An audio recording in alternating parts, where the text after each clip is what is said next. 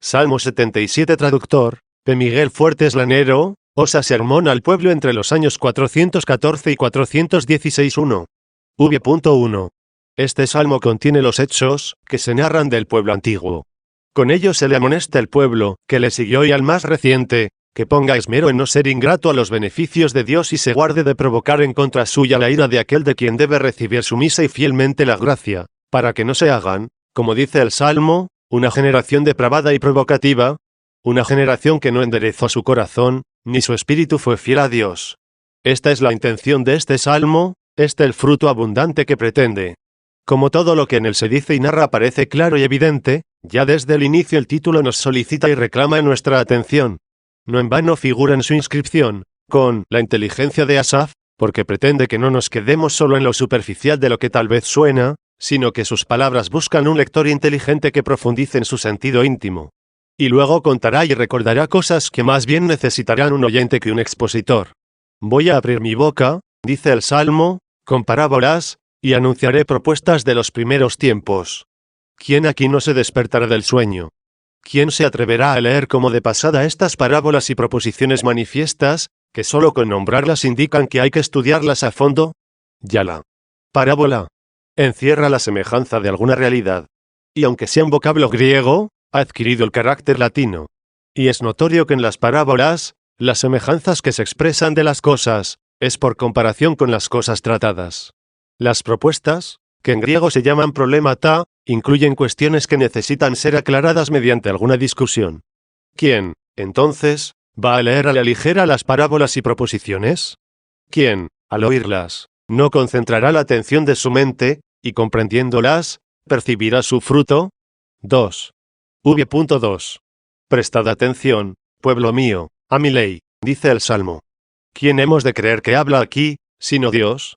Él le dio la ley a su pueblo, a quien congregó tras la liberación de Egipto. Y esta congregación o reunión, se llama propiamente sinagoga, que es lo que significa Asaf. Querrá poner su nombre en el título inicial, a la inteligencia de Asaf, refiriéndose a su persona, o más bien quiso referirse a su sentido más profundo, a la sinagoga congregada, al pueblo a quien se refieren las palabras, presta atención, pueblo mío, a mi ley. ¿Y cómo es que increpa al mismo pueblo por el profeta, diciendo, Israel no me reconoció, y mi pueblo no me ha comprendido?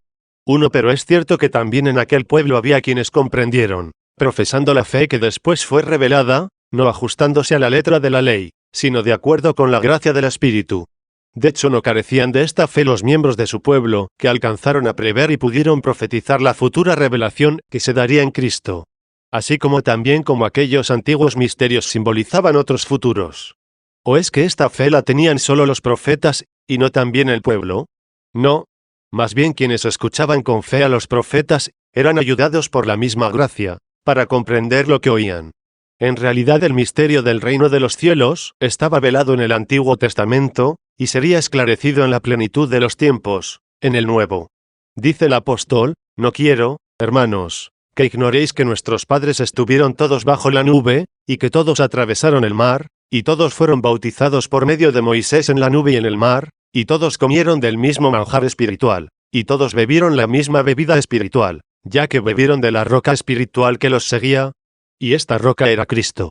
Visto así, misteriosamente, ellos tuvieron el mismo alimento y la misma bebida que nosotros.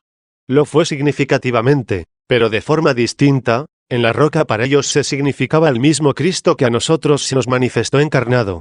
Pero, como dice el apóstol, no todos ellos fueron del agrado de Dios. 2. Al decir, no todos, está claro que algunos sí lo fueron. Los misterios eran los mismos para todos, pero no así la gracia, que es la que da consistencia y eficacia a los sacramentos.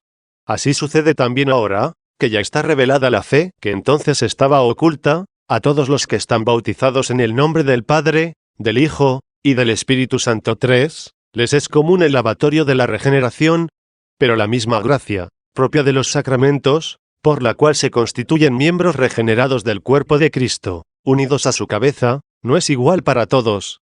De hecho los herejes tienen el mismo bautismo, y los falsos hermanos gozan de la comunión del mismo nombre de católicos. Por eso también aquí se dice con razón, pero no en todos ellos Dios se ha complacido. 3. Sin embargo, Ni entonces ni ahora se queda sin fruto la voz del que dice, prestad atención, pueblo, a mi ley. Esta expresión consta así escrita en todos los códices, ya que no dice, presta atención, sino en plural, prestad, puesto que el pueblo son muchos, y a estos muchos se dice lo siguiente en plural, inclinad vuestro oído a las palabras de mi boca. Significan lo mismo.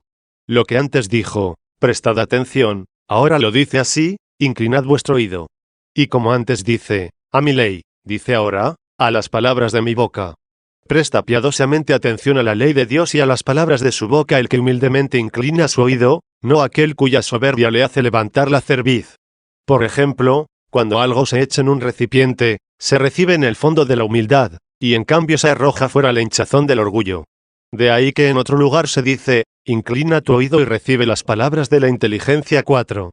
Y estamos ya bastante advertidos para entender este salmo de esta inteligencia de Asaf, puesto que en el título del salmo está puesto en genitivo.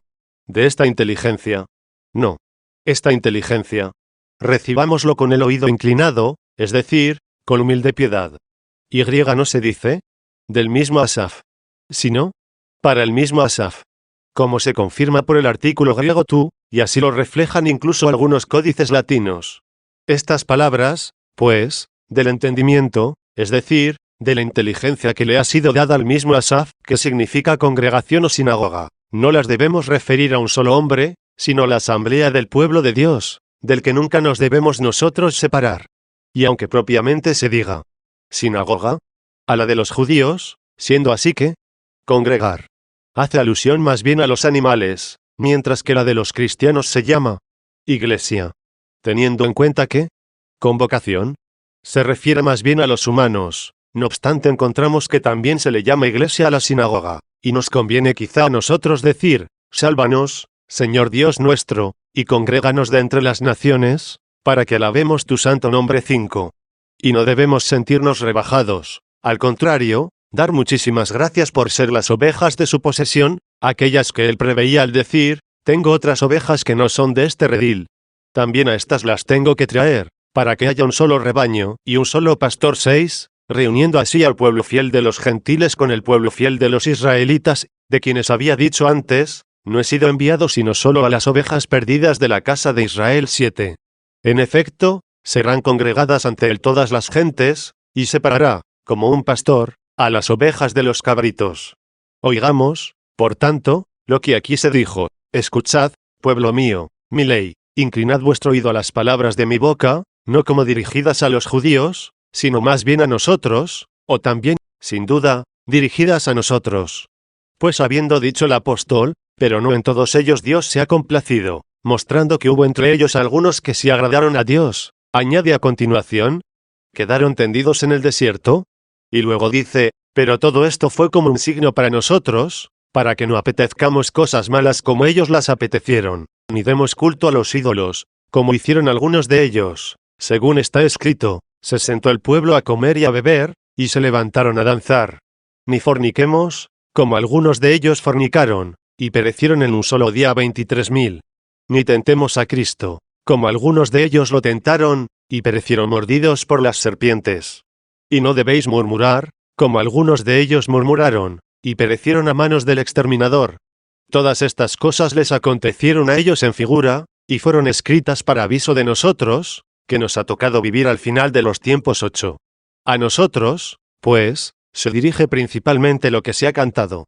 Por eso, entre otras cosas, se ha dicho en este salmo, para que conozca la otra generación, los hijos que nacerán y han de surgir. Ahora bien, si aquella muerte, debida a las serpientes, si aquella destrucción causada por el exterminador, si aquella matanza de la espada fueron imágenes, como claramente dice el apóstol, siendo así que todas ellas sucedieron realmente, ya que no dice, se decía figuradamente, o fueron escritas en figura, sino que dijo, les sucedían a ellos como figura.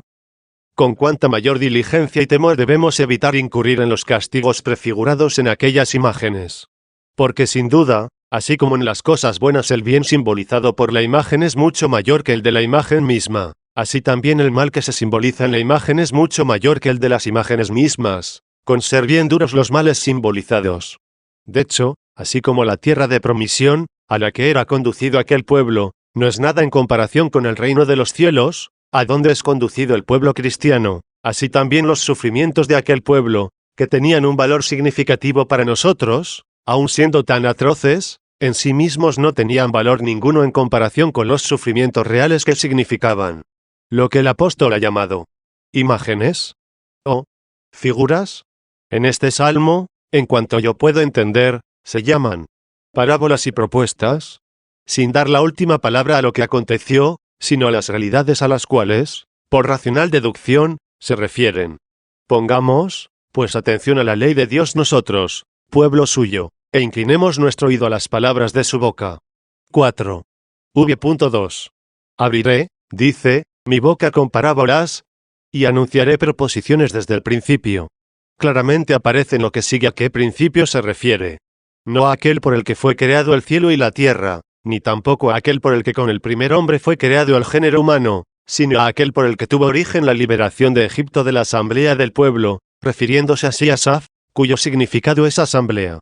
Ojalá el que dijo, abriré con parábolas mi boca, se digne abrir también nuestra inteligencia a tales parábolas.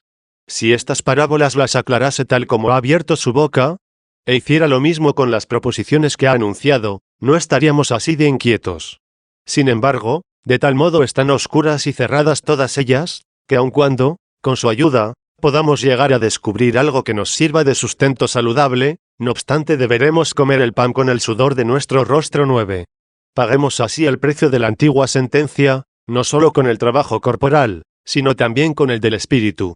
Que hable, pues, y oigamos las parábolas y las proposiciones. 5. V.3. ¿Cuántas cosas hemos oído y conocido que nos contaron nuestros padres? Anteriormente hablaba el Señor. Porque, ¿de quién podían ser aquellas palabras? Escuchad, pueblo mío, mi ley. ¿Cómo es que ahora repentinamente habla un hombre? Porque estas palabras si son de un hombre, ¿cuántas cosas hemos oído y conocido que nos contaron nuestros padres? Sin duda que ya Dios iba a hablar por medio de un hombre, como dice el apóstol. ¿No queréis una prueba de que quien habla en mí es Cristo? 10. Quiso primero que sus palabras nos llegasen de su propia persona, no sea que hablando un hombre sus palabras, fuera despreciado como hombre. Así son, de hecho, los mensajes divinos, que llegan a nosotros a través de los nuestros sentidos corporales. El Creador obra de una manera invisible en la criatura a él sometida, no se convierte su sustancia en algo corpóreo y temporal, para dar a conocer su voluntad por medio de signos materiales y temporales, a la medida de la capacidad de los humanos, es decir, relacionados con los ojos y los oídos.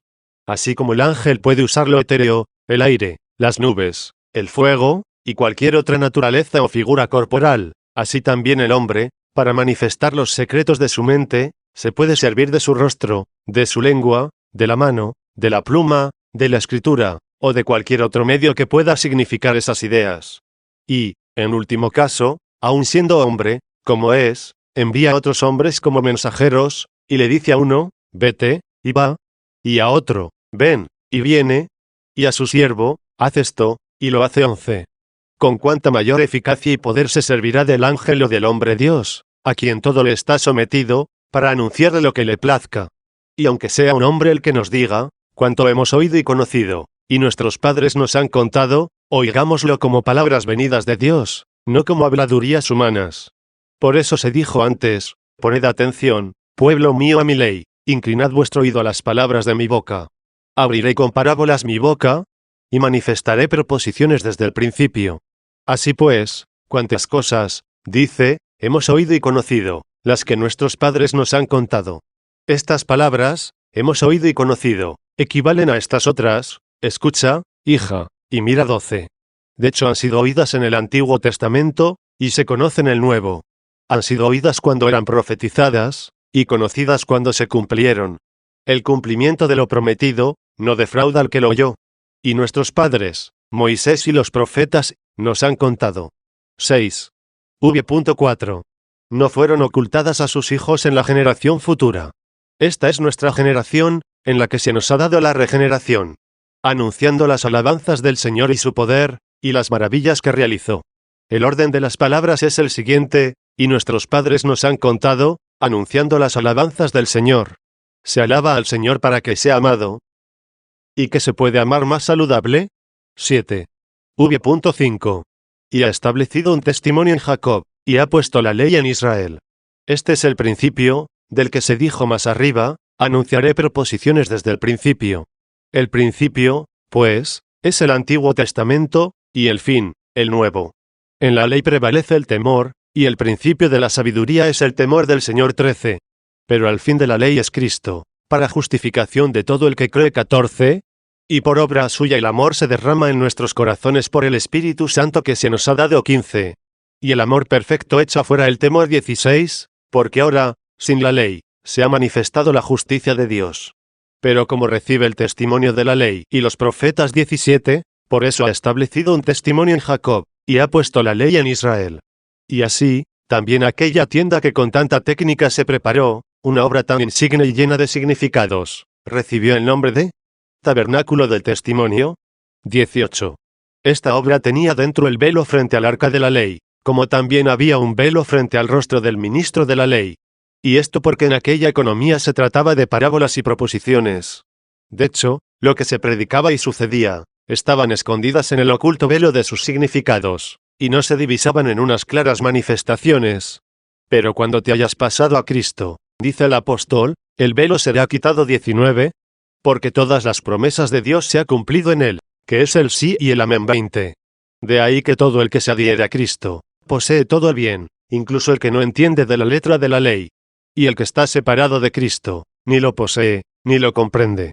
Ha establecido, pues, un testimonio en Jacob, y ha puesto la ley en Israel. Lo repite, según su costumbre. Pues la frase ha establecido un testimonio, es lo mismo que ha puesto una ley. Y al decir en Jacob, es lo mismo que en Israel. Así como estos dos nombres son de la misma persona, así también la ley y el testimonio son dos nombres de una misma realidad. Alguien podrá decir, si hay diferencia entre estableció y puso. Sí, por cierto, lo mismo que la hay entre Jacob e Israel. No porque sean nombres de dos personas distintas, sino porque se le pusieron dos nombres por diversas causas, el de Jacob por su plantación, al haber agarrado el talón de su hermano al nacer. Israel, en cambio, por la visión de Dios. 21. Así también entre establecer y poner, podemos ver alguna diferencia. Sí, en cuanto yo puedo ver, entre ha establecido un testimonio, y ha dado una ley, la diferencia está en que algo se ha establecido. Pues sin la ley, dice el apóstol, el pecado está muerto, aunque yo durante un tiempo, estaba vivo sin la ley. Pero al llegar el mandamiento, el pecado revivió. He aquí lo que se estableció por el testimonio, que es la ley, que apareciese lo que estaba oculto, como poco después dice el apóstol, pero el pecado, para mostrarse como tal, por medio de una cosa buena, ha obrado en mí la muerte. 22. Pero se ha dicho, ha puesto la ley como un yugo para los pecadores, y por eso se dice que la ley no ha sido promulgada para el justo. 23. Es, pues, un testimonio, en cuanto que prueba algo, y es una ley en cuanto que manda, aunque ambas son la misma realidad. Es como de Cristo se dice que es piedra. Para los creyentes es piedra angular. 24, mientras que para los no creyentes es piedra de tropiezo, piedra de escándalo. Sucede lo mismo con el testimonio de la ley. Para los que no usan legítimamente de ella, es un testimonio que convence a los pecadores de que deben ser castigados. Pero para los que la usan legítimamente es un testimonio que demuestra en quién deben refugiarse los pecadores para ser liberados. Pues en su gracia se encuentra la justicia de Dios, que está testimoniada por la ley y los profetas, por la cual se justifica el impío. Aquella justicia que, ignorándola algunos, y queriendo establecer la suya propia, no se sometieron a ella. 258. V.5-8. Sigue diciendo, todo lo que les ordenó a nuestros padres, que manifestaran a sus hijos, para que lo conozca la generación siguiente, los hijos que nacerán y que han de surgir, y estos a su vez se lo comuniquen a sus hijos, para que pongan en Dios su esperanza, y no se olviden de las obras de Dios y busquen sus mandamientos. No sea que se hagan como sus padres, una generación perversa y provocativa, una generación que no ha encauzado su corazón, y cuyo espíritu no fue fiel a Dios. Estas palabras se refieren, de algún modo, a dos pueblos, unas al del Antiguo, y las otras al del Nuevo Testamento. Efectivamente, cuando dice, todo lo que mandó a nuestros padres notificar a sus hijos, expresa que ellos han recibido este mandato, darlo a conocer a sus hijos, pero no que ellos lo hubieran reconocido o puesto en práctica, sino que ellos lo recibieron para notificar a la generación venidera lo que la otra no reconoció. los hijos que nacerían y que habían de surgir. Pues los que ya habían nacido no resurgieron, no se levantaron, ya que su corazón no estaba en alto, sino más bien en la tierra. Porque con Cristo se resucita. Por eso se dijo, si habéis resucitado con Cristo, gustad las cosas de arriba 26. Y se lo manifiesten, dice, a sus hijos, para que pongan en Dios su esperanza. De ahí que los justos no pretenden establecer su justicia, sino que manifiestan a Dios su conducta, y esperan en Él, para que sea Él quien obre 27. Y no se olviden de las obras de Dios, magnificando y jactándose de sus obras, como si fueran ellos quienes las hacen, cuando en realidad es Dios, en su benevolencia, quien realiza en los que obran el bien, el querer y el obrar 28. Y busquen sus mandamientos. Y si ya los han aprendido, ¿cómo los van a buscar? Todo, dice, lo que mandó a nuestros padres, para que lo dieran a conocer a sus hijos, para que lo conozca la generación futura. ¿Qué es lo que deben conocer? Sin duda los mandamientos que les dio. ¿Y cómo todavía los han de seguir buscando, sino para que poniendo en Dios su esperanza, lo busquen, para que con su ayuda los pongan en práctica? No sea que se hagan como sus padres, una generación perversa y provocativa, una generación que no encaminó bien su corazón. Y a continuación dice por qué, y su espíritu no fue fiel a Dios, porque no tenían la fe que obtiene lo que la ley prescribe. Porque cuando el espíritu del hombre coopera con el espíritu de Dios que obra, es entonces cuando se cumple lo que Dios ha ordenado, y esto no se logra sino creyendo en el que justifica al impío 29. Esta fe le faltó a aquella generación depravada y provocativa, por lo cual se dijo de ella, su espíritu no fue fiel a Dios. Esto se dijo con gran precisión y claridad, para significar la gracia de Dios, que no solo obra la remisión de los pecados, sino que hace al espíritu del hombre cooperador con él en la realización de las buenas obras. Es como si dijera, su espíritu no creyó a Dios.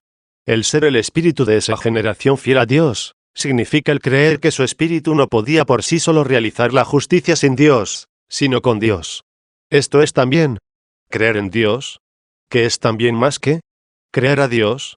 Generalmente se debe creer a cualquier hombre, aunque no se deba creer en Él. Así pues, creer en Dios lleva consigo el adherirnos a Dios, cooperando con Él, que es quien realiza las buenas obras, porque sin mí, dijo Cristo, no podéis hacer nada. 30.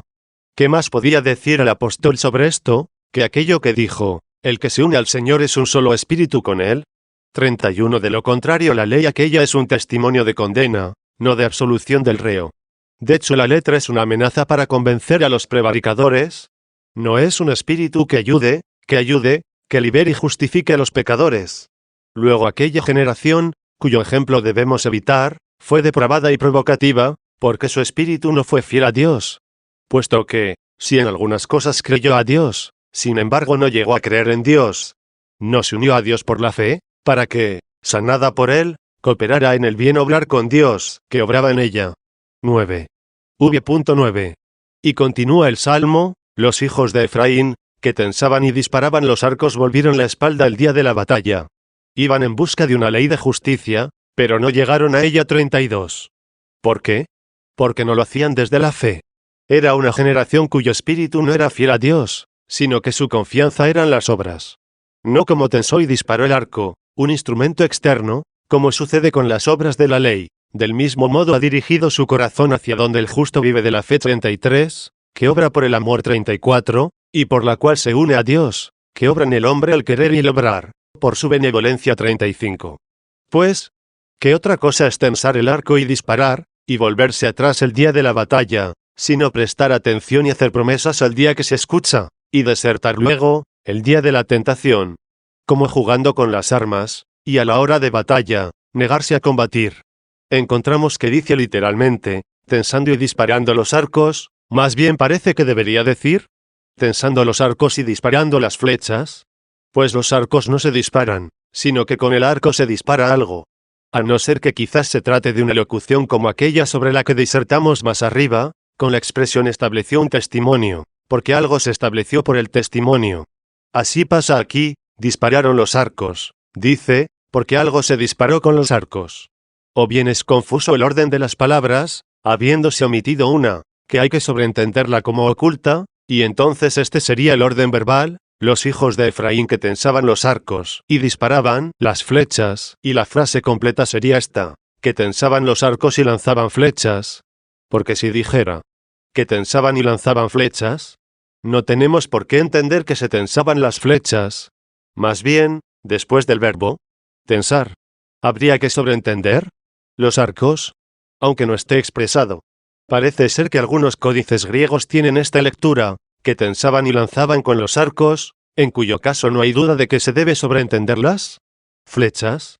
Y en cuanto a que por los hijos de Efraín haya querido dar a entender toda aquella generación provocadora, es una locución que designa el todo por la parte. Y quizá fue elegida esta parte, los hijos de Efraín, para significar todo aquel pueblo, porque especialmente de ella debía haberse esperado algo bueno, ya que nacieron de aquel que, siendo nieto de Jacob, fue bendecido por él con su mano derecha y antepuesto a su hermano mayor con una misteriosa bendición. 36, a pesar de que su padre José, por ser el hijo menor, lo colocó a su izquierda. Por lo cual, ya que en este pasaje se acusa a aquella tribu, y que no se ha manifestado lo que en aquella bendición se prometía, se entienda que también entonces por las palabras del patriarca Jacob se prefiguraba algo muy distinto de lo que podía esperar la prudencia de la carne. En efecto, se anunciaba figuradamente que los primeros serían los últimos, y los que habían sido los últimos serían los primeros. 37, y esto por la venida del Salvador, de quien se dijo, el que viene detrás de mí, existe antes que yo. 38. Como sucedió con el justo Abel, que fue antepuesto a su hermano mayor. 39, y también con Isaac, antepuesto a Ismael. 40, como también con el mismo Jacob, con su hermano gemelo Esaú, nacido delante de él. 41, y así sucedió con Fares y su hermano gemelo, el cual sacó su mano primero del útero materno y había comenzado a nacer, pero el que primero nació fue Fares. 42, y lo mismo sucedió con David, que fue preferido a sus hermanos mayores. 43. Y como para dar a entender esto, de que los últimos serán primeros, y los primeros últimos, precedieron todas estas y otras parábolas, no solo de palabras, sino también de hechos, por lo cual al pueblo judío le precedió el pueblo cristiano, por cuya redención, como sucedió con Abel, que fue matado por Caín. 44, así lo fue Cristo por los judíos. Esto fue prefigurado también cuando Jacob, teniendo las manos cruzadas, con la diestra tocó a Efraín, que estaba colocado a su izquierda, anteponiéndolo a Manasés, colocado a su derecha, a quien tocó con su izquierda. Está claro que los hijos de Efraín, según la carne, tensando y disparando el arco, volvieron la espalda el día de la batalla. 10. V.10. ¿Qué significado tendrá lo que dice, volvieron la espalda el día de la batalla? Lo aclaran las palabras que siguen, con las que queda expuesto muy claramente, no guardaron la alianza de Dios, y no quisieron caminar en su ley. Esto es lo que significa volvieron la espalda el día de la batalla, no cumplieron el pacto de Dios. Al tensar y disparar sus arcos, fue cuando lanzaron y emitieron sus promesas apresuradamente, diciendo, todo cuanto nos ha dicho el Señor Dios nuestro lo cumpliremos y lo escucharemos. 45.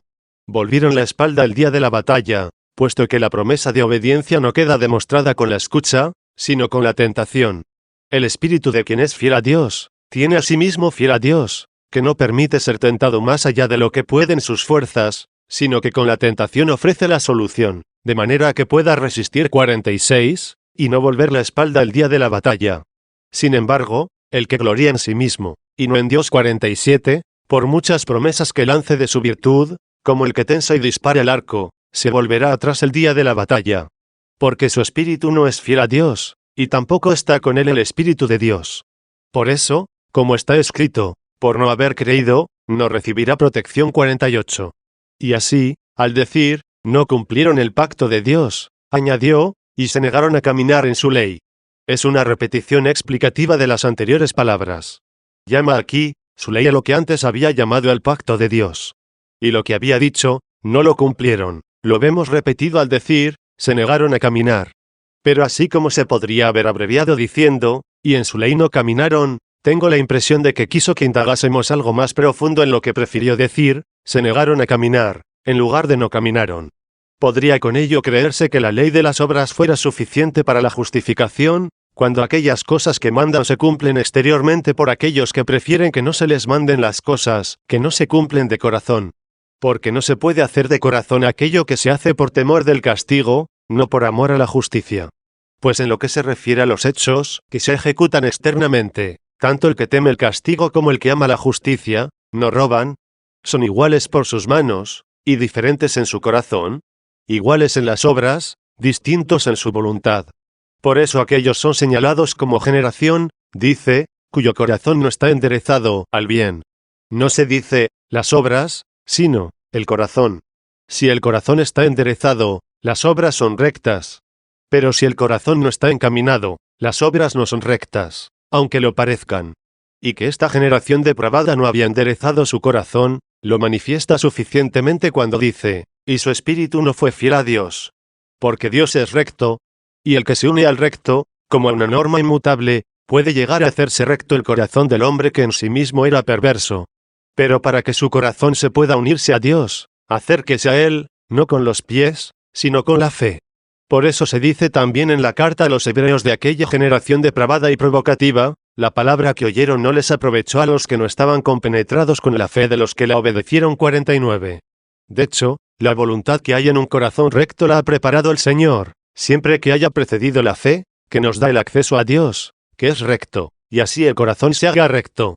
Esta fe, precedida por la misericordia de Dios, que llama, se suscita en nosotros mediante la obediencia, y así comienza a acercar a Dios el corazón, para que lo encamine, y cuanto más y más lo va encaminando, tanto más va viendo lo que antes no veía, y se siente con más fuerza para obrar el bien que antes. No fue así como se comportó Simón, el mago, a quien le dijo el apóstol Pedro, ¿no hay para ti parte ni herencia en esta fe? Pues tu corazón no es recto con Dios. 50. Y así mostró con estas palabras, que no puede ser recto el corazón sin Dios. Porque solo con Dios comenzarán los hombres a no sentirse como esclavos, que viven temerosos bajo la ley, sino como hijos, libres viviendo en la ley, en la cual aquellos no quisieron caminar, y se quedaron como reos bajo ella. Esta libre voluntad no la posee el temor, sino la caridad que se infunde por el Espíritu Santo en el corazón de los creyentes. 51. A ellos se les dice, por gracia estáis salvados mediante la fe, y esto no se debe a vosotros, sino que es un don de Dios. No es mérito de las obras, no vaya alguien a engreírse. Somos realmente hechura suya, creados en Cristo Jesús para hacer el bien, que de antemano dispuso Dios que practicáramos, para que en él nos ejercitemos. 52. No como estos, que no han querido seguir su ley. No han creído en él, ni han investigado el camino para ir a él, ni han puesto en él su esperanza, para que él realizase su obra. 11. VV.11-12. Y se han olvidado de sus beneficios, y de las maravillas que les ha mostrado, de los portentos que realizó en presencia de sus padres. ¿A qué se referirá esto? No hay que pasarlo por alto. De estos mismos padres decía poco antes que fueron una generación perversa y provocativa, que no se hagan, dice, una generación depravada y provocativa, una generación que no enderezó al bien su corazón, y lo demás que todavía se dice aquí de dicha generación, precaviendo seriamente de imitarla a la otra generación, ordenándole que pongan en Dios su esperanza, que no se olviden de las obras de Dios y que busquen sus mandamientos, de los cuales ya os he expuesto suficientemente, según la oportunidad. Y al hablar de aquella generación malvada, y de cómo se olvidaron de los beneficios de Dios, y de las maravillas que les mostró, ¿qué quiere decir, cuando añade, y de las maravillas que obró delante de sus padres? ¿A qué padres se refiere, siendo así que ellos mismos son padres, a quienes no quiere que se asemejen sus sucesores? Si entendemos que se trata de aquellos, de quienes éstos nacieron, como Abraham, Isaac y Jacob, hacía ya tiempo que se habían dormido en paz, cuando les manifestó en Egipto sus maravillas. En efecto, así prosigue el Salmo, en la tierra de Egipto, en el campo de Tanís. Allí dice que les había mostrado portentos a estos, en presencia de sus padres. ¿Acaso estaban presentes en espíritu, ya que de ellos dice el Señor en el Evangelio, puesto que para él todos están vivos? 53. ¿O deberemos entender de un modo más apropiado como padres a Moisés y a Aarón y a los demás ancianos, que se citan en la misma Escritura, y que recibieron también el Espíritu que había recibido Moisés, para que le ayudasen a conducir y gobernar el pueblo? 54. ¿Por qué a estos no se les ha de llamar padres? No como lo es el único Padre Dios, que regenera con su Espíritu a los que hace hijos suyos para la herencia eterna, sino como una dignación honorífica, por su edad y por el celo de su piedad. Como cuando Pablo, ya anciano, dice, no os escribo estas cosas para avergonzaros, sino para amonestaros, como a hijos míos queridos, sabiendo, como sabía que el Señor había dicho, no llaméis Padre vuestro a nadie en la tierra, porque solo uno es vuestro Padre, Dios 55. Y esto no se dijo para que esta palabra honorífica fuera borrada del acostumbrado lenguaje humano, sino para que la gracia de Dios, por la que somos regenerados a la vida eterna, no fuera atribuida a la naturaleza, o a la potestad o santidad de hombre alguno. Por eso, cuando dice el apóstol, yo os he engendrado, aclara, en Cristo y por el Evangelio 56, para que nadie creyera que le pertenecía a él lo que es de Dios. 12. Así que los miembros de aquella generación malvada y provocativa se habían olvidado de los beneficios de Dios, y de las maravillas que Él les había mostrado, los prodigios que realizó en presencia de sus padres en el país de Egipto, en el campo de Tanis. Y, recordando, comienza a referir tales maravillas. Si se trata de parábolas y proposiciones, sin dudar las debemos referir, por comparación, con alguna otra realidad. Pero no debemos apartar nuestra atención de lo que el mismo Salmo quiere sugerirnos, pues este debe ser el fruto de todo lo que se dice. Además, porque se nos amonesta oír estas cosas con la mayor atención, ya que nos dice Dios, escuchad, pueblo mío, mi ley. Inclinad vuestro oído a los dichos de mi boca, para que pongamos en Dios nuestra esperanza, y no nos olvidemos de las obras de Dios, y andemos buscando sus mandamientos. No sea que nos hagamos, como aquellos padres, una generación perversa y provocadora, generación que no enderezó su corazón al bien, y cuyo espíritu no fue fiel a Dios. Es, pues, a esto a donde deberemos referir todas las cosas, pues lo que ellas significan figurativamente como parábolas, pueden suceder espiritualmente en el hombre, o por gracia de Dios si son buenas, o como juicio de Dios si son malas, como las cosas buenas que le sucedieron a los israelitas, o las malas, tanto a ellos como a sus enemigos. Si nosotros no nos olvidamos de todo esto, sino que ponemos en Dios nuestra esperanza, y no somos ingratos a su gracia, temámoslo a Él, pero no con temor servil, por el que solo aterran las desgracias corporales, sino con el temor casto, que permanece para siempre, un temor que juzga como la peor desgracia la privación de la luz de la justicia. Que no lleguemos a ser, como aquellos padres, una generación perversa y provocadora. La tierra de Egipto debemos verla figurativamente como este mundo, y el campo de Tanis como la llanura del mandamiento humilde. De hecho, Tanis significa mandamiento humilde. Aceptemos, pues, en este mundo, el mandamiento de la humildad, para que merezcamos conseguir en el otro la exaltación que nos prometió el que por nosotros se hizo aquí humilde.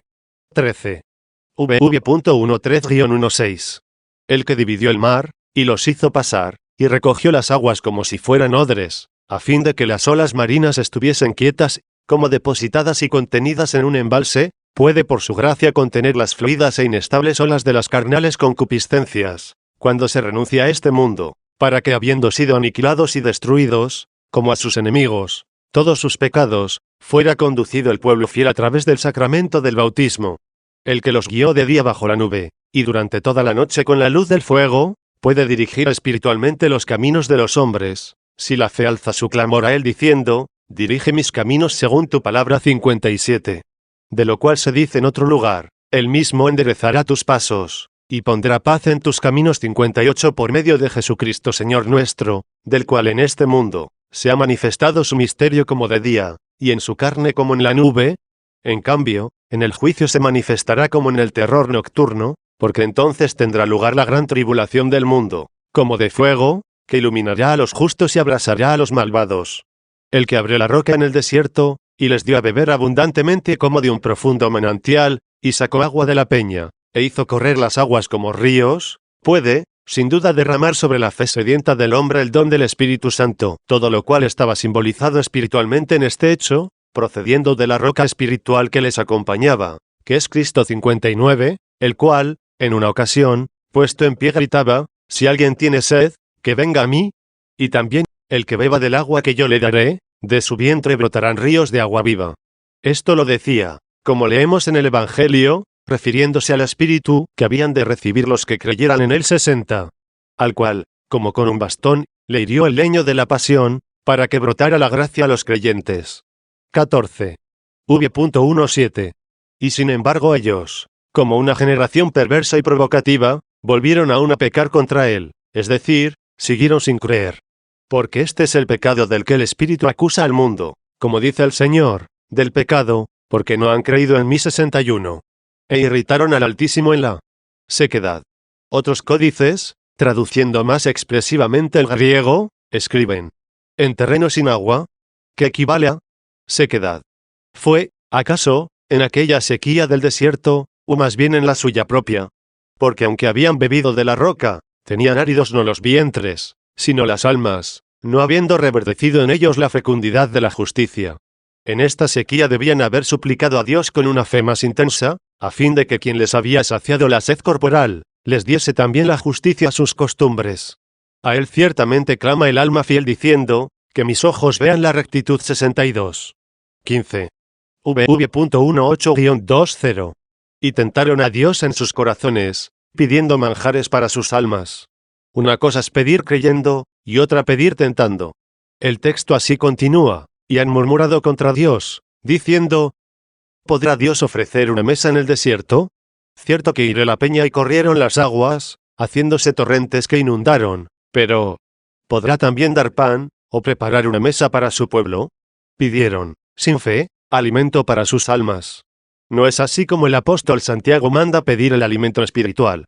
Al contrario, enseña a pedirlo a los que creen, no tentando y murmurando de Dios. Si alguien de vosotros, dice, está necesitado de sabiduría, pídala a Dios, que da a todos en abundancia, sin escatimar, y le será dada.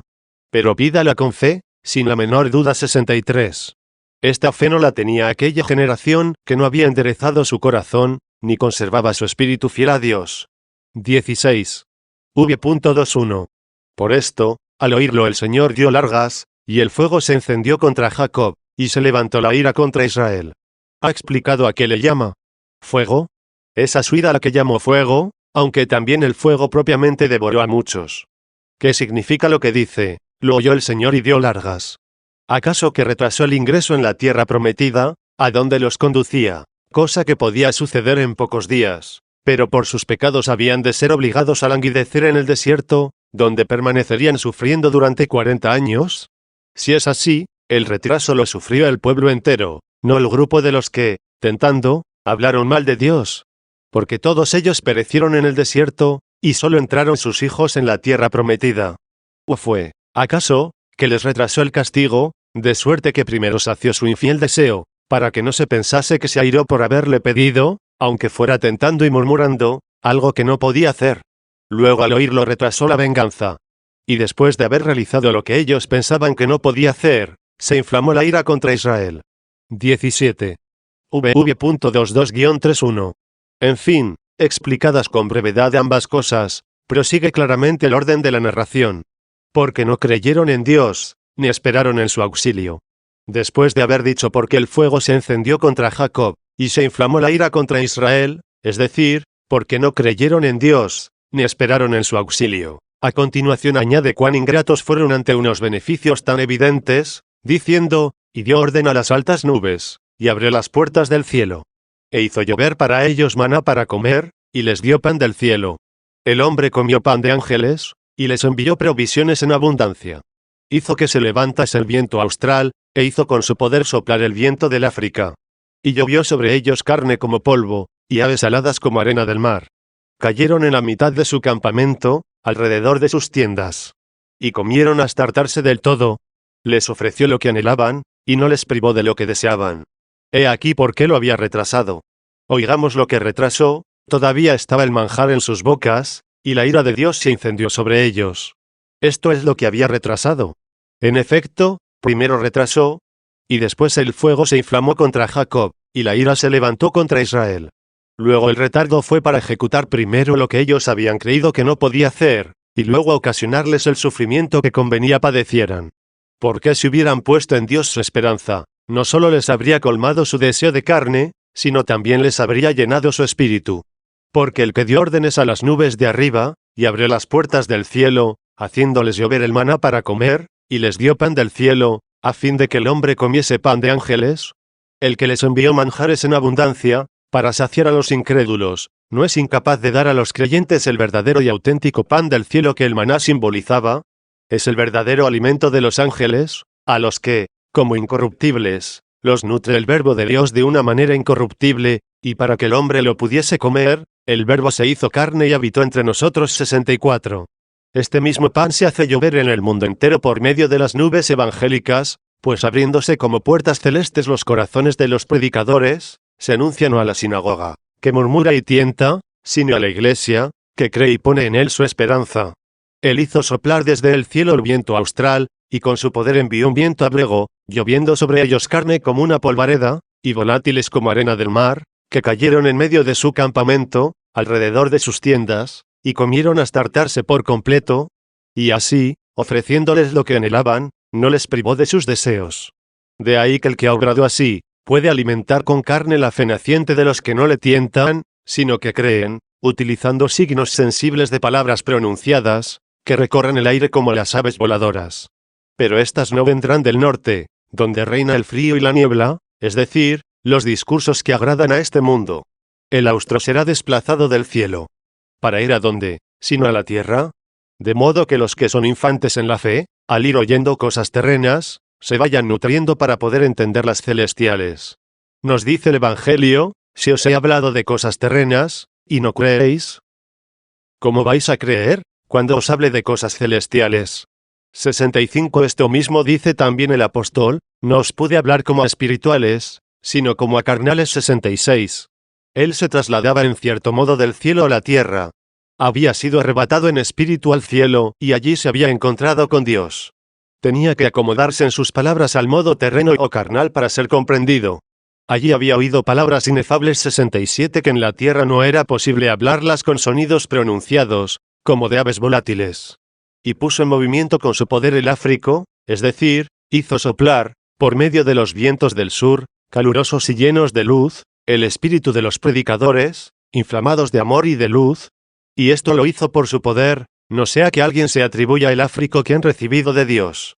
De hecho, estos vientos llegan espontáneamente a los hombres, trayéndoles palabras divinamente enviadas, para que en sus moradas, y alrededor de sus tiendas recojan de este modo los volátiles, y adore cada uno desde su lugar al Señor, y también todas las islas de los gentiles. 68. 18. Pero a los incrédulos, generación perversa y provocativa, cuando aún tenían el alimento en sus bocas, la ira de Dios se levantó contra ellos, y causó la muerte en muchos de ellos, es decir, a muchos de ellos, o, como se lee en algunos códices, los más robustos de entre ellos. Esta lectura, por cierto, no la encontré en los códices griegos que pude consultar. Pero si esta es la versión más verídica, ¿qué otra cosa debemos entender por los más robustos entre ellos, sino los que sobresalen por su soberbia, de los cuales se dice, de sus carnes le rezuma la maldad? 69 E imposibilitó a los elegidos de Israel. Había también allí algunos elegidos, con cuya fe no se contemporizaba la generación depravada y provocadora. Pero fueron impedidos para que no ayudasen en modo alguno a los que con paternal afecto deseaban ofrecerles ayuda. Cuando la ira de Dios está en contra, ¿qué podrá ofrecer la compasión humana?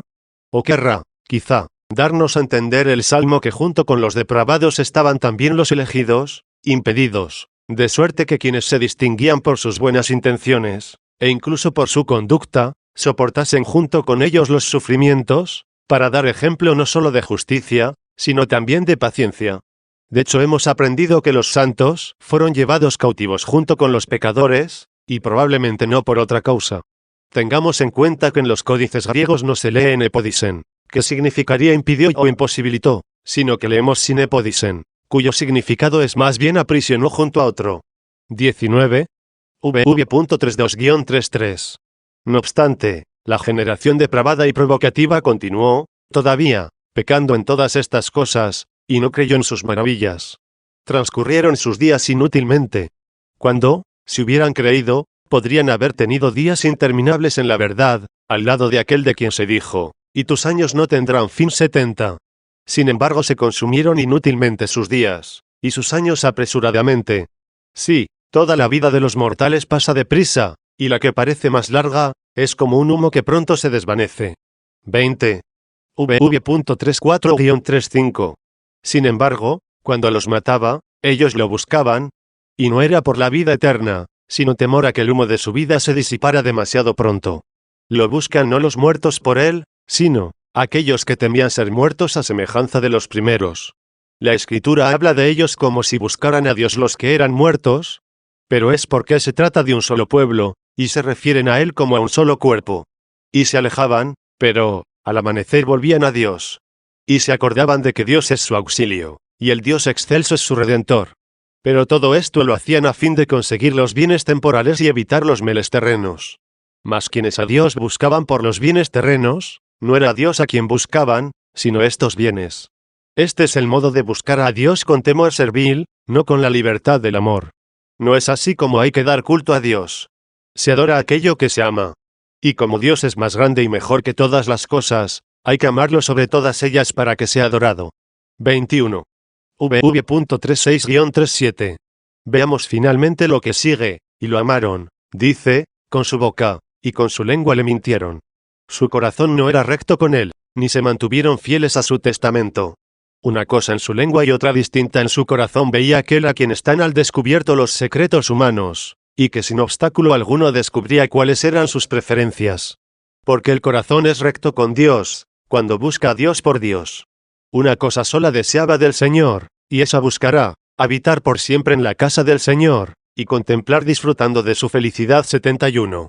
A él le dice el corazón de los fieles, me saciaré, pero no con las ollas de carne de los egipcios, ni con las calabazas y melones, ni con los ajos y cebollas que la generación depravada y provocativa prefería incluso al pan celeste. 72, ni siquiera con el maná visible, ni tampoco con los volátiles salados, sino que me saciaré cuando se manifieste tu gloria. 73. Esta es precisamente la herencia del Nuevo Testamento, con el cual aquellos no fueron hallados fieles, y cuya fe, sin embargo, también entonces, aunque estaba oculta, existía en los elegidos, y que ahora, cuando ya ha sido revelada, no se hallan muchos de los llamados, porque muchos son los llamados, y pocos los elegidos. 74. Tal era la generación depravada y provocativa, aun cuando parecía que buscaba a Dios, pues lo amaba con la boca y mentía con la lengua. Por eso en su corazón no era recta con Dios, ya que amaba más que a Dios, las cosas que buscaba cuando recurría a su ayuda. 22. VV.38-39. Pero Él es misericordioso, y perdonará sus pecados y no los destruirá. Una y otra vez frenó su ira, y no dio rienda suelta a toda su cólera. Se acordó de que son carne, un soplo que pasa y no vuelve. Apoyados en estas palabras, muchos se prometen de la divina misericordia la impunidad de sus maldades, aun cuando perseveren en ser tales como se describe que era esta generación malvada y provocadora, que no enderezó su corazón, y cuyo espíritu no fue fiel a Dios, la cual no es un ejemplo que se deba imitar. Pues, usando ahora su mismo lenguaje, Dios quizá no castiga a los malos, pero lo que sí es cierto es que nunca castigará a los buenos. ¿Por qué, entonces, no elegimos más bien esta otra alternativa, en la que no hay duda alguna? De hecho, quienes mintieron con su lengua, ocultando otra actitud en su corazón, piensan y quieren que cuando se les amenaza con la pena eterna, Dios sea también mentiroso. Pero como ellos mintiendo no lo engañaron, así hablando Él, no engaña. No corromperá estas divinas palabras, de las que se lisonjea esta depravada generación, como si corrompió su corazón, porque aunque Él permanezca corrompido, estas palabras permanecen intactas. En primer lugar porque pueden entenderse según lo que dice el Evangelio, para que seáis como vuestro Padre, que está en los cielos, que hace salir su sol sobre buenos y malos, y envía su lluvia sobre los justos e injustos. 75. ¿Quién no va a ver con cuánta misericordia y paciencia perdona a los pecadores? Pero esto antes del juicio. De tal modo perdonó a aquel pueblo, que no encendió toda su cólera para destruirlo y arrasarlo por completo, cosa que aparece con claridad en sus palabras y en la intercesión de su siervo Moisés por los pecados de ellos, donde dice Dios, los voy a destruir, y haré de ti un gran pueblo. 76. Moisés intercedió, dispuesto a ser el aniquilado antes que su pueblo, sabiendo que se dirigía al misericordioso, el cual de ningún modo lo iba a destruir a él, y sin duda perdonaría al pueblo por él. Veamos, pues, cuánto ha perdonado y cuánto perdona todavía. Los introdujo en la tierra prometida, y conservó aquel pueblo hasta que ellos, dando muerte a Cristo, se implicaron en el más grande de todos de los crímenes, y a pesar de haberlos despojado de su reino, y de haberlos diseminado por todos los reinos gentiles, sin embargo, no los destruyó. Permanece todavía el mismo pueblo, conservado por la sucesión de las generaciones, como si hubiera recibido el signo de Caín, para que nadie pueda matarlo, es decir, destruirlo por completo. 77. Ved cómo se cumple lo que se dijo, pero Él es misericordioso, y perdonará sus pecados y no los destruirá. y con frecuencia frenó su ira, y no desfogó toda su cólera. Si hubiera dado rienda suelta a toda su ira contra ellos, es decir, según lo merecían, no quedaría nada de aquel pueblo.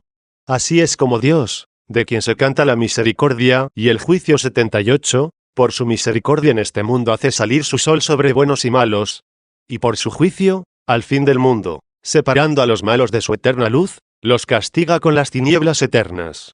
23. Para que no parezca que distorsionamos las palabras divinas, y donde se dijo, no los destruirá, nosotros digamos, pero los destruirá después. Fijémonos en una frase muy común de la Escritura, citada en este mismo Salmo, por la que queda resuelta esta cuestión con más certeza y cuidado. Hablando poco después de ellos, recordando lo que por ellos habían soportado los egipcios, refiriéndose a la última plaga, dice así, e hirió a todo primogénito en la tierra de Egipto, las primicias de su virilidad en las tiendas de Cam. Y sacó a su pueblo como a ovejas, y los condujo como a un rebaño por el desierto. Y los sacó afuera con seguridad y no temieron, mientras que a sus enemigos los cubrió el mar. Y los condujo hasta su monte santo, monte que su diestra había adquirido. Y arrojó de su presencia las naciones, y les asignó por suerte la tierra en heredad. Si alguno, ante estas palabras, nos propone una duda, y nos dice, ¿cómo es que aquí se dice que les fueron entregadas todas estas cosas, siendo así que ellos personalmente, habiendo sido liberados de Egipto, no fueron introducidos en la tierra de promisión, puesto que habían muerto en el desierto? No tenemos otra respuesta, sino esta: se habla del mismo pueblo, ya que lo eran en sus descendientes.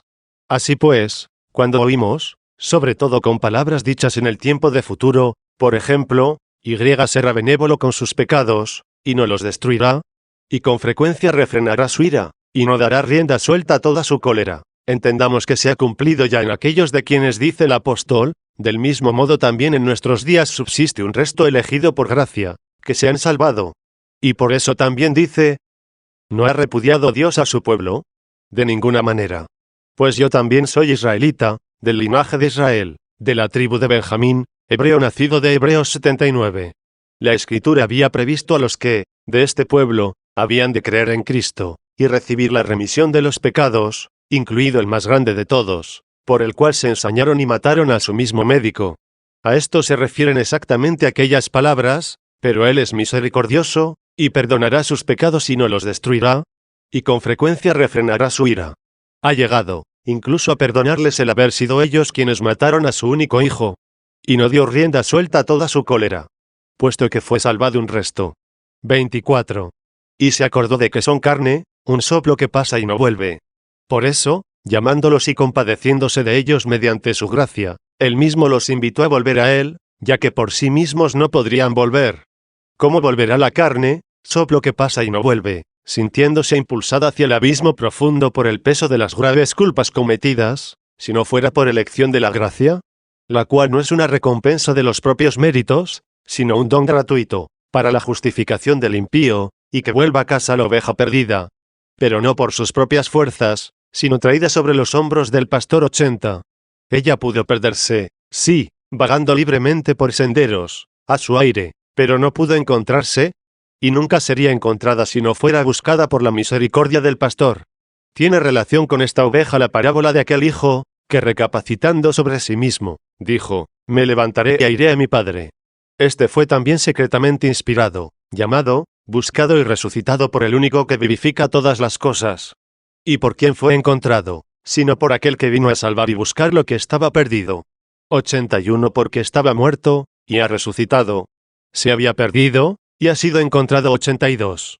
De este modo se soluciona aquella no pequeña cuestión sobre lo que se dice en los proverbios, cuando la Escritura habla sobre el camino de la iniquidad, todos los que caminan por él, no retornarán. 83.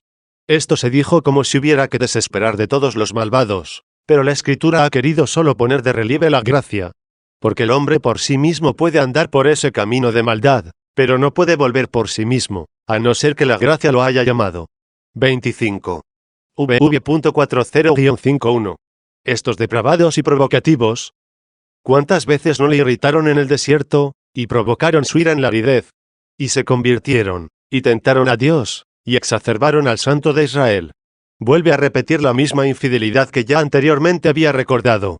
El motivo de tal repetición es recordar las plagas con que por ellos castigó a los egipcios, todo lo cual debían ellos recordar para no ser desagradecidos. Y bueno, ¿cómo continúa el texto?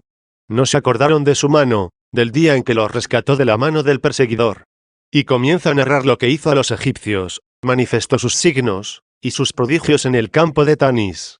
Convirtió en sangre sus ríos y sus lluvias, para que no pudieran beber, o más bien, en lugar de lluvias, los manantiales de agua, como algunos traducen mejor del texto griego tambremata, y que en latín decimos fuentes, de las que brota agua de las profundidades.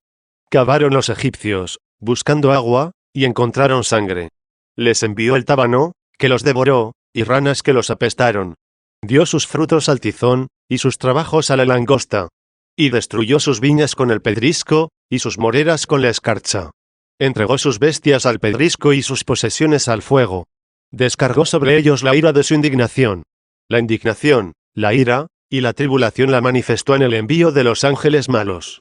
Abrió camino al sendero de su ira, y no perdonó de la muerte a sus seres vivientes, y entregó a la muerte su ganado. Hirió a todo primogénito en la tierra de Egipto, y a las primicias de su virilidad en las tiendas de Cam. 26. Todos estos castigos que golpearon a los egipcios pueden ser interpretados en sentido alegórico, según cada uno entienda estas cosas, y las quiera comparar con aquellas a las que han de ser referidas. Yo también intentaré hacer lo mismo, y tanto mejor lo conseguiré, cuanta más ayuda reciba de Dios. A ello me obligan las palabras del Salmo que dicen, abriré mi boca con parábolas, y hablaré proposiciones desde el principio. Por eso también se dijeron aquí algunas cosas, que de ningún modo leemos en el Éxodo haberles acontecido a los egipcios, cuando con todo detalle y orden se narran allí todas las plagas sufridas por ellos. Y esto se dio así, para que nosotros estemos seguros de que lo que allí se omitió, no está expresado en vano en el Salmo, y debemos interpretarlo alegóricamente. Y asimismo, para que entendamos que las demás cosas, que nos consta que sucedieron, se escribieron o tuvieron lugar para expresar alguna significación figurada. Esto es lo que hace la Escritura en muchos pasajes de los relatos proféticos. Si alguna vez dice algo que no se encuentra en el hecho que parece conmemorar, incluso que se comprueba que es distinto, es para que busquemos una interpretación distinta a la que parece espontánea, sino que debemos buscar otra distinta, y sobre la que nos quiere llamar la atención. Por ejemplo, aquel pasaje en que se dice, dominará de mar a mar, y desde el río hasta los confines de la tierra 84.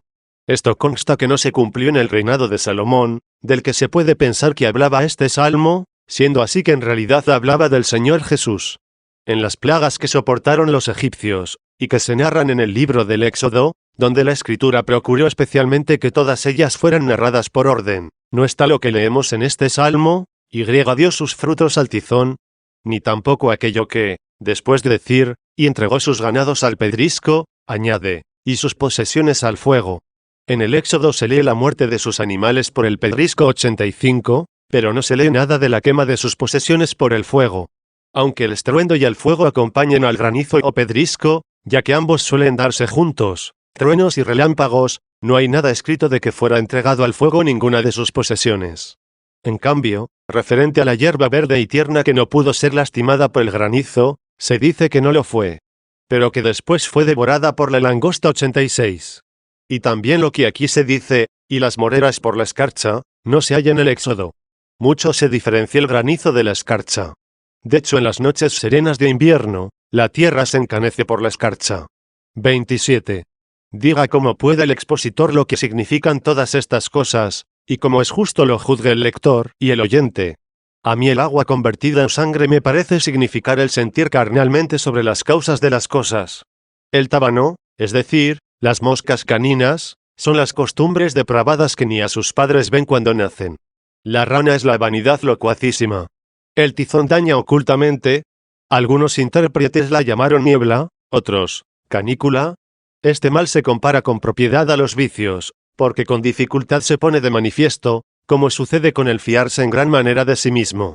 El viento es la enfermedad que daña ocultamente en los frutos, como pasa con la oculta soberbia en las costumbres, cuando alguien se cree ser algo, siendo así que no es nada. 87. La langosta es la maldad que hiere con la boca, o sea, con falso testimonio.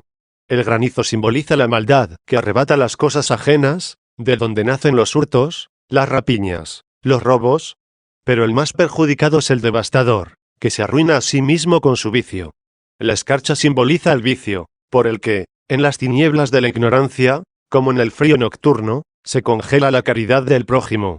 El fuego, si aquí no se cita el que aparece con el granizo en el resplandor de las nubes, es decir, el relámpago, puesto que aquí se dijo, entregó sus posesiones al fuego, en lo que da a entender que fueron abrasadas, y no se lee de manera alguna que lo hiciera el fuego, que aparece con el granizo, me parece que simboliza la fiereza de la indignación por la que puede cometerse hasta el homicidio. Por la muerte del ganado o bestias, me parece que se figuró la violación del pudor. Nosotros tenemos en común con las bestias la concupiscencia por la que nacen los hijos. El dominarla y ordenarla constituye la virtud de la castidad. La muerte de los primogénitos simboliza la pérdida de la misma justicia, por la cual cada uno vive en sociedad con el género humano. Pero, ¿simbolicen esas cosas, u otras mejores y distintas? ¿A quién no hará pensar el haber sido heridos los egipcios con 10 plagas, y el ser 10 los mandamientos escritos en las tablas de la ley, los que habían de regir al pueblo de Dios? Como en otro lugar expuse estos mandamientos y plagas, comparándolos entre sí, pero en sentido opuesto, no hay necesidad de imponernos el trabajo de repetirlo en la exposición de este salmo. También aquí, aunque no en el mismo orden, se conmemoran las 10 plagas de Egipto, pero advertimos que en lugar de las 3 plagas que se refieren en el Éxodo 88, es decir, la de los mosquitos, la de las úlceras y la de las tinieblas, y que aquí no se mencionan, se conmemoran otras 3 que allí no se nombran, es decir, la del tizón, la de la escarcha y la del fuego, no la del relámpago, pues al fuego, no al relámpago se dice que fue entregada la heredad para ser quemada por él, pero esto no se lee en el Éxodo 28. Bastante claramente se explicó aquí que estas plagas las soportaron por justo juicio de Dios, por obra de los ángeles malos en este mundo perverso, semejante a Egipto y al campo de Tanis, donde debemos de ser humildes, mientras no venga el siglo en el que merezcamos ser levantados de esta humildad. Porque hasta la palabra Egipto en hebreo significa tinieblas o tribulación, y en la misma lengua, Tanis, como ya recordé 89, significa mandato humilde. Cuando se habla de las plagas en este salmo, se ha afirmado de los ángeles malos algo que no debemos pasar por alto. Dios rienda suelta, dice, contra ellos a la ira de su indignación. La indignación, la ira, la tribulación, el envío de los ángeles malos. Ningún fiel ignora que existe el diablo y sus ángeles, y tan malos, por cierto, que para ellos está preparado el fuego eterno. Pero que ellos, por orden del Señor Dios, transmitan mensajes a algunos a quienes juzga dignos de esta pena, les parece duro a quienes son incapaces de pensar cómo la suma justicia de Dios usa bien incluso de los malos. Y en lo que se refiere a su sustancia, ¿quién los creó, sino Él? Él no los creó malos, sin embargo usa bien de ellos porque es bueno, es decir, los usa adecuada y justamente, como, al contrario, los malvados usan mal de las criaturas buenas de Dios. Luego Dios usa de los ángeles malos no solo para castigar a los malos, como, por ejemplo, a todos estos de los que habla el Salmo, como también al rey Acab, a quien el espíritu de la mentira, por voluntad de Dios, engañó para que pereciese en la batalla 90, sino también para poner de manifiesto a los buenos, como sucedió con Job. Por lo que se refiere a esta materia, de los elementos corporales y visibles, pienso que pueden usar de ella los ángeles buenos y los malos, según el poder que cada uno tenga. Así como usan de tales elementos los hombres buenos y los malos, en cuanto pueden, según los límites de la debilidad humana. Pues usamos de la tierra, del aire, del agua y del fuego, no solo para las necesidades de nuestro sustento, sino también en muchas cosas superfluas y recreativas, como en las maravillosas obras de arte. De ahí que los innumerables elementos llamados mechanemata en griego, relacionado con la imaginación y el ingenio, se modifican manejando con arte estos elementos. Pero en todos ellos es mucho mayor el poder de los ángeles buenos y malos, y, sin duda, mayor el de los buenos. Pero cuanto les es permitido y ordenado por el querer de Dios, como también a nosotros. Pues no podemos hacer en todo esto cuanto queremos. En el libro digno de absoluta confianza leemos que el diablo pudo también enviar fuego del cielo, para consumir con extraordinaria y horrenda vehemencia el sinnúmero de animales del santo Job, cosa que ningún fiel se atrevería a atribuir solo al diablo, si no lo hubiera respaldado por la autoridad de la Santa Escritura. Pero aquel varón justo, fuerte y piadosamente adoctrinado por don de Dios, no dice, el Señor me lo dio y el diablo me lo quitó, sino, el Señor me lo dio, El Señor me lo quitó. 91. Sabía muy bien que el diablo podía usar de esos elementos, pero no del siervo de Dios, a no ser que lo hiciera queriéndolo y permitiéndoselo el Señor. Así confundía la malicia del diablo, porque sabía quién usaba de ella, probándola en él. El espíritu de la maldad obra en los hijos de la incredulidad como en sus propios esclavos, como hacen los hombres en sus animales. 92. Pero también en ellos cuanto le permite el justo juicio de Dios. Pues una cosa es prohibir, por un poder mayor, ejercer el propio poder como le plazca, al tratar a los suyos, y otra distinta el dar poder sobre aquellos que son ajenos a él. Así el hombre hace lo que quiere de su propio animal, conforme a su entender, pero no haría bien si se le prohibiese por una fuerza mayor.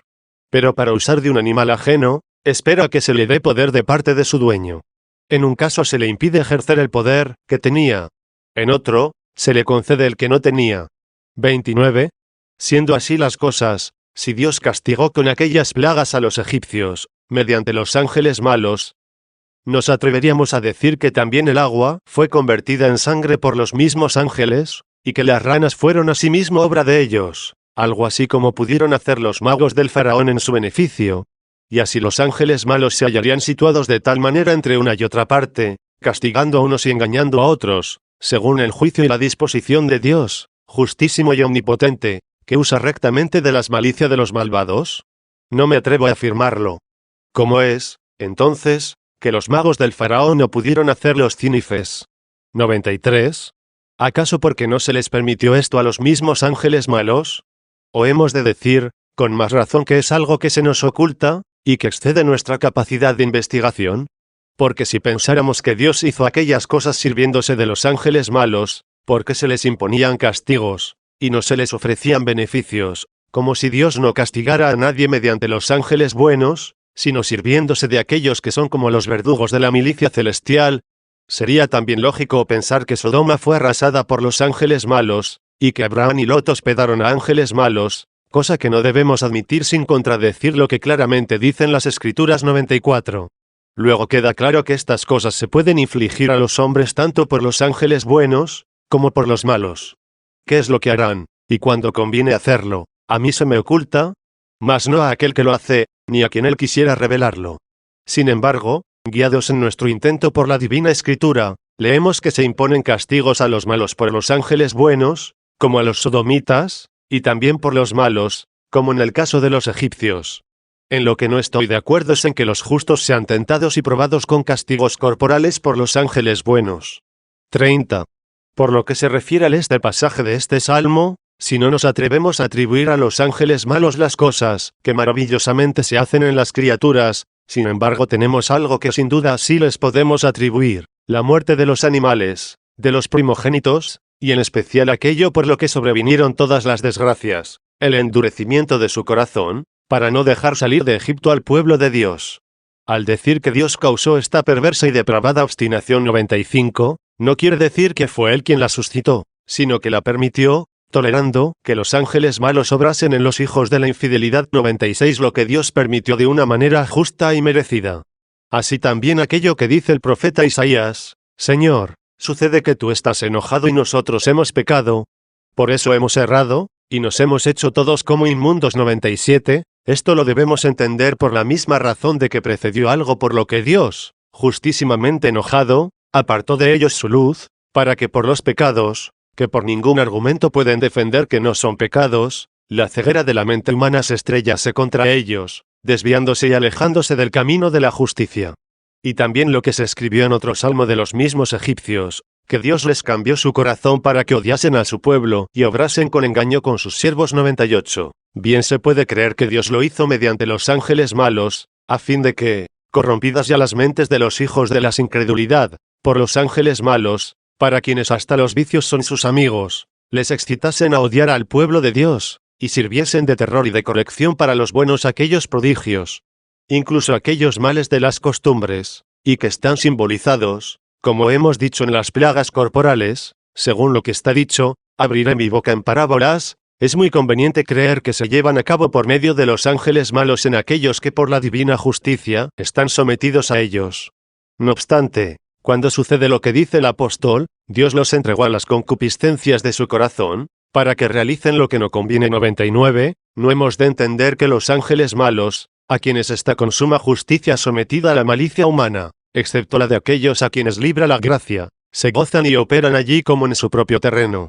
¿Y quién es capaz de comprender todo esto? 100. ¿Por qué, al decir, desató contra ellos la ira de su indignación? El enojo, la ira, la tribulación, el envío por los malos ángeles, añadió, dio libre curso a la senda de su ira.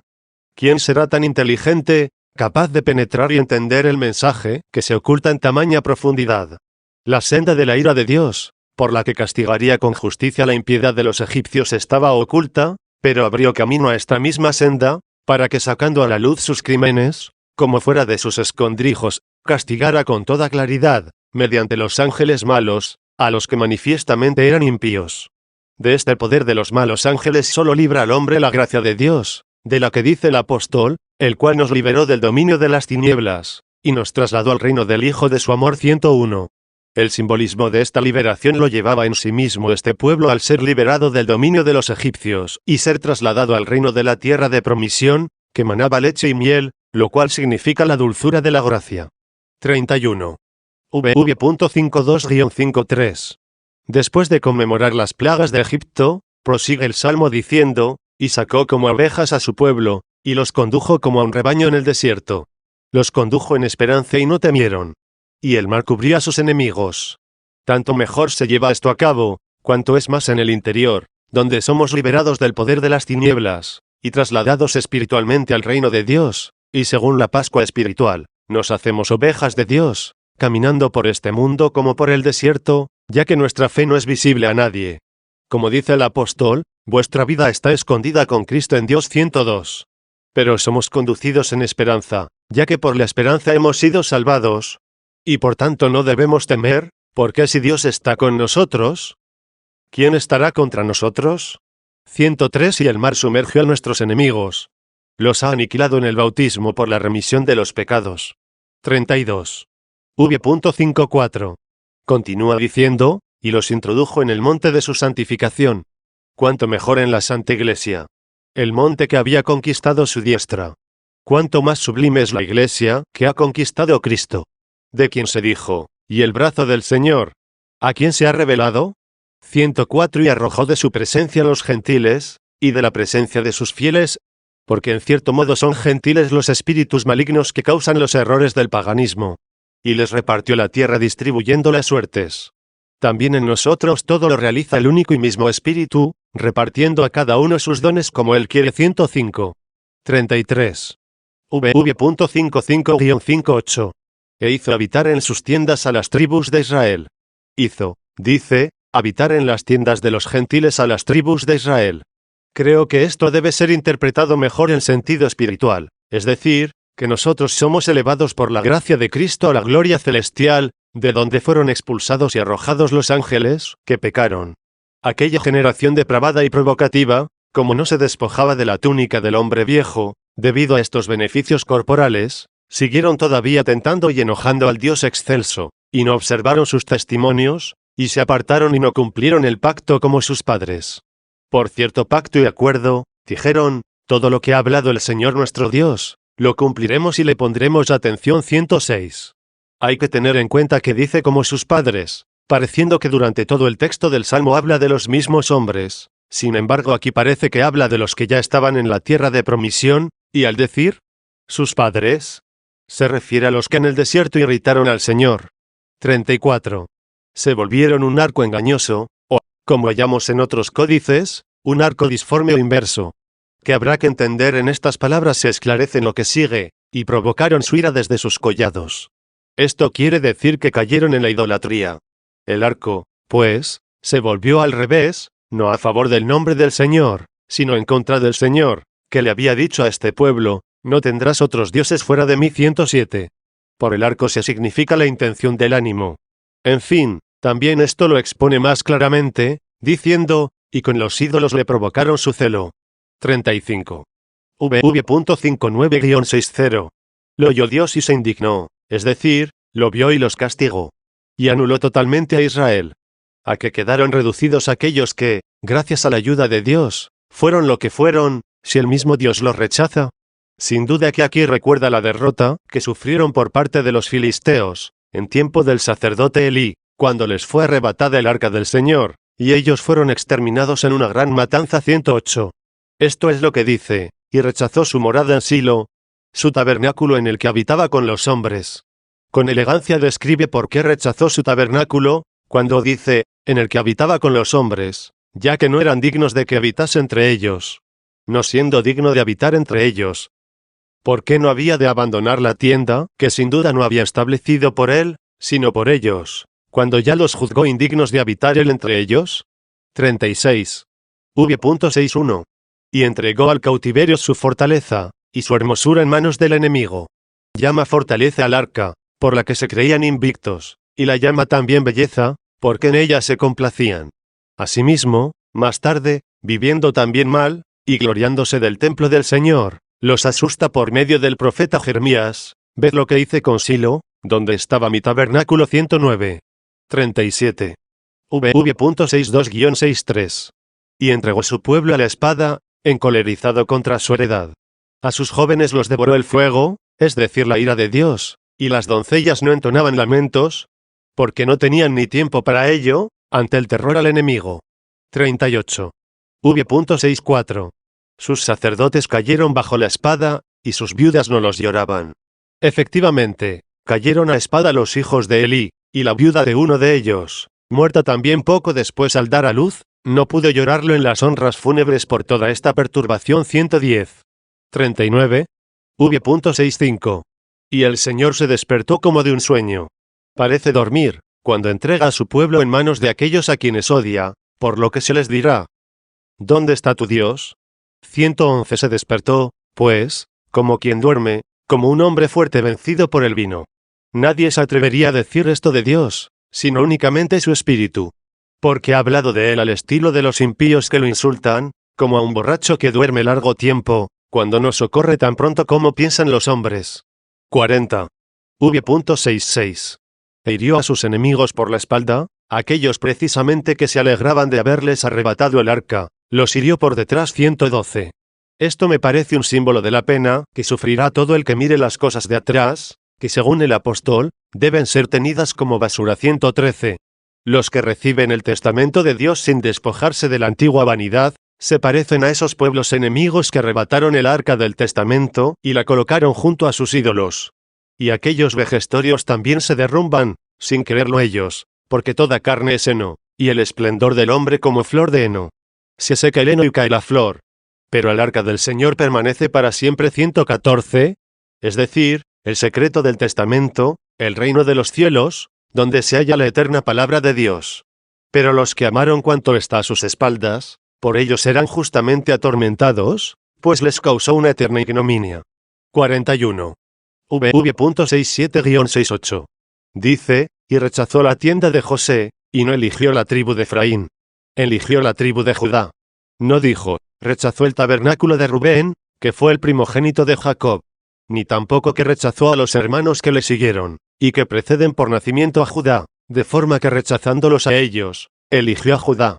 Podía haberse dicho, y con razón, porque en la bendición que Jacob impartió a sus hijos, recordando los pecados que cometieron los hermanos antecesores de Judá, los detesta gravemente. 115, aun cuando entre ellos se hallaba la tribu de Leví, que mereció ser sacerdotal, de la que también era Moisés. 116.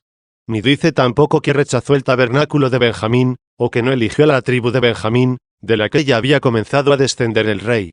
Pues de ella fue elegido Saúl. 117, cuando por lo cercano del tiempo, al ser este rechazado y reprobado, y elegido en su lugar David. 118, podría haberse dicho esto convenientemente, y sin embargo nada se dijo. En cambio se nombró primeramente a los que sobresalieron por sus famosas hazañas. En efecto, José alimentó a sus hermanos y a su padre en Egipto, y aunque vendido despiadadamente, fue justamente exaltado en virtud de su piedad, su sabiduría y su castidad. 119. Por su parte, Efraín fue antepuesto a su hermano mayor en la bendición de su abuelo Jacob. 120. Y con todo, Dios rechazó el tabernáculo de José y no eligió a la tribu de Efraín. Así pues, en estos nombres de tan excelso mérito, ¿qué otra cosa debemos entender, si no es que todo aquel pueblo, que reclamaba, en virtud de su antigua codicia, premios terrenos de Dios, fue rechazado y reprobado, y que la tribu de Judá no fue elegida por sus propios méritos? Mucho mayores son los méritos de José, pero gracias a la tribu de Judá, ya que de ella procedió Cristo en cuanto a la carne, y el nuevo pueblo de Cristo fue antepuesto a aquel antiguo, según lo atestigua la Escritura, abriendo el Señor su boca en parábolas. Lo que sigue a partir de aquí, al monte Sión su preferido, lo entendemos mejor aplicándolo a la Iglesia de Cristo, que rinde culto a Dios no por los bienes carnales del tiempo presente, sino porque contempla con los ojos de la fe de lejos, los premios futuros y eternos. De hecho, Sión significa contemplación. 42. V.69. Y continúa el texto, y edificó su santificación, como de unicornios, o, como algunos traducen, empleando un neologismo, sanctificium suum, su santuario. Por unicornios podemos entender aquellos, cuya firme esperanza se eleva hacia una misma cosa, aludida en otro salmo, una cosa he pedido al Señor, y esta buscaré. En realidad, el santuario de Dios, según el apóstol Pedro, es el pueblo santo y el real sacerdocio 121. Lo que sigue, en la tierra que fundó para siempre, que leemos en los códices griegos Eiston Ayona, los intérpretes latinos pueden traducir para siempre o también por los siglos, con el mismo significado. Por eso en unos leemos la primera expresión y en otros la segunda. ¿Quién de entre los fieles dudará que la Iglesia, a pesar de que algunos se salgan de ella, y otros entren, y que pasa por esta vida mortal, no obstante está fundada para siempre? 43. V.70-71. Y eligió a David su siervo. Luego eligió la tribu de Judá por David, y a David por Cristo. Y por tanto, a la tribu de Judá por Cristo. Por eso, al pasar Cristo, gritaron los ciegos: ten misericordia de nosotros, hijo de David. Y recuperaron la vista inmediatamente por su misericordia. 122, ya que era cierto lo que clamaban.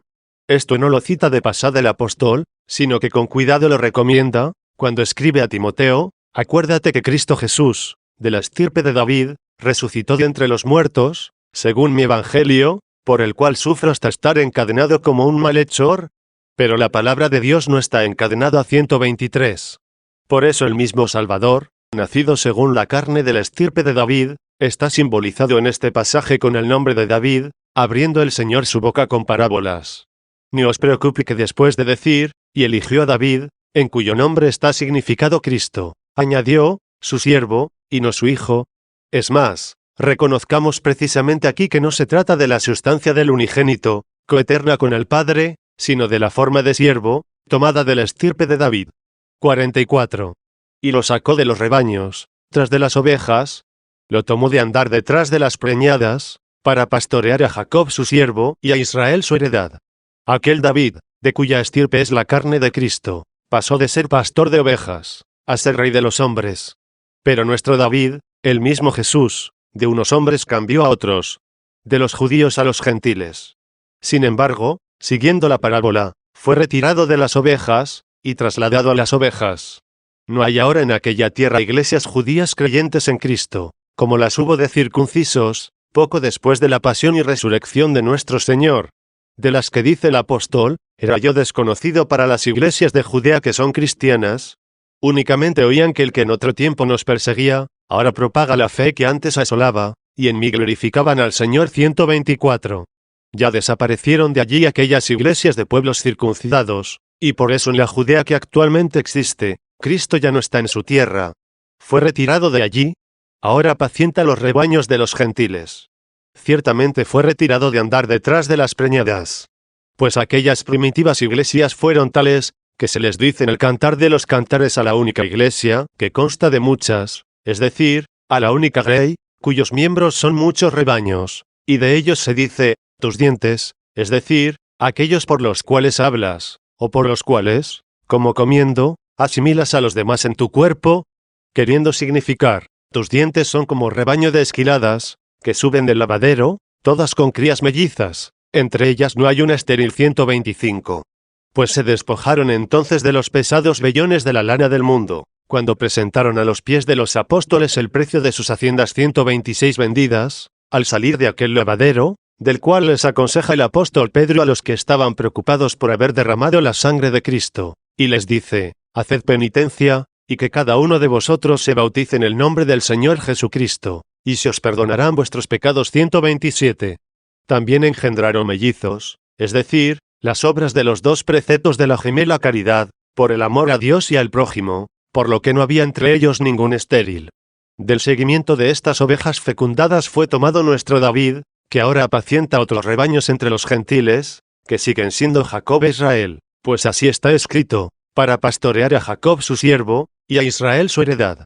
No por tener su origen de los gentiles, estas ovejas dejan de pertenecer a aquella estirpe de Jacob e Israel. Pues el linaje de Abraham es el linaje de la promesa, del cual le dijo el Señor, en Isaac te será llamada tu descendencia. 128. Lo que expone el apóstol diciendo, no son los hijos de la carne, sino los hijos de la promesa, los incluidos en la descendencia. 129. De hecho, venían de los gentiles aquellos fieles a quienes decía, si vosotros sois de Cristo, entonces sois del linaje de Abraham, y herederos, según la promesa. 130. En cuanto a la expresión, Jacob su siervo, e Israel su herencia, es una repetición, conforme al modo de hablar de la Escritura. A no ser que alguien quiera ver una distinción, de forma que en el tiempo presente Jacob sea el siervo, que trabaja.